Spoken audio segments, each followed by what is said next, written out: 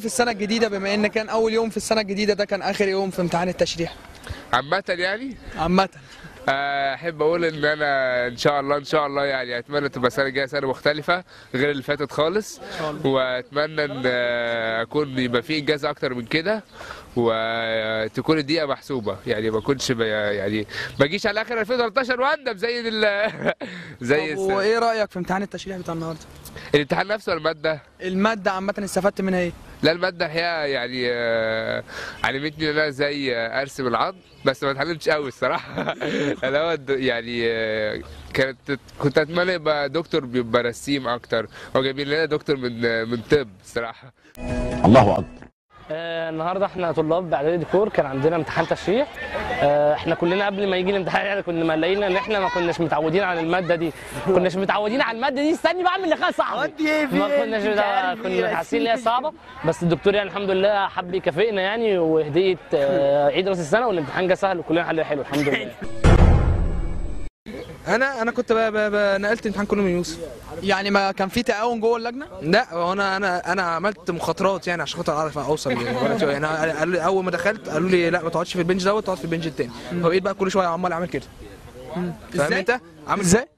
كده ركز على ازاي؟ اقول له يا يوسف باين لي ورقه، مش يقوم جاي يعمل لي، فاهم انت، يوريني كده شويه، انا ارجع لورقه، ارجع ليه غير الورقه مكانها تاني، يقوم جاي يعمل كده تاني. يعني يوسف ما كانش متعاون في الموضوع؟ لا الصراحه لا. وانا هنا بقول له يعني كان لازم تتعاون اكتر من كده يا يوسف معايا، معلش.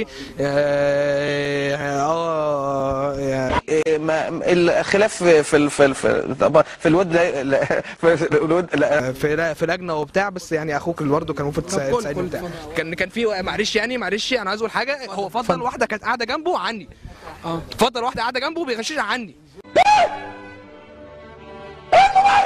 اقول له تعالى، يقول لي لا دي هي عايزه هي كمان. طب وانا ايه يعني؟ انا يرضي الكلام ده حضرتك؟ يعني يرضيك الكلام دوت؟ مال بنناشد يا جماعه عميد الكليه والمسؤولين ان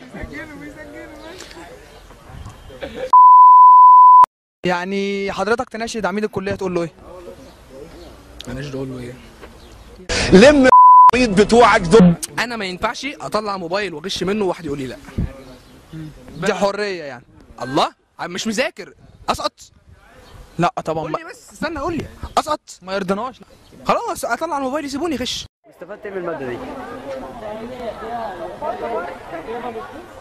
سنة طيبين وسنة سعيدة علينا جميعا يعني، وإن شاء الله تكون أحسن من السنة اللي فاتت، ونتمنى إن إحنا السنة الجاية الترم الجاي يكون في تغيير في الكلية، يكون في تغيير في الدراسة، يكون في تغيير في نظام المواد اللي بناخدها، وربنا يكون في عونكم يعني. يلا سلام عليكم.